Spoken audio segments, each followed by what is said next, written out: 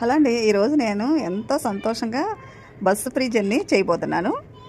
చాలా రోజులైంది కదా పెట్టి, కానీ నాకు ఈరోజే కుదిరింది.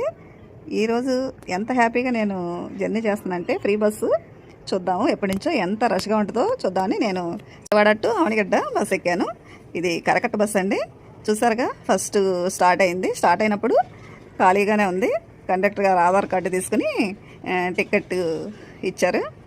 చూసారా, మనకి డబ్బులు చెల్లించకుండా ఫస్ట్ టైం నేను టికెట్ తీసుకున్నాను. ఇది చాలా యూజ్ఫుల్ అనిపించింది ఈ పథకం. మన చంద్రబాబు గారికి మన ఆడవాళ్ళందరూ కృతజ్ఞతలు తెలియజేసుకోవాలి. ఈ పథకం వలన మన ఆడవాళ్ళందరికీ చాలా ఉపయోగకరంగా ఉంటుంది.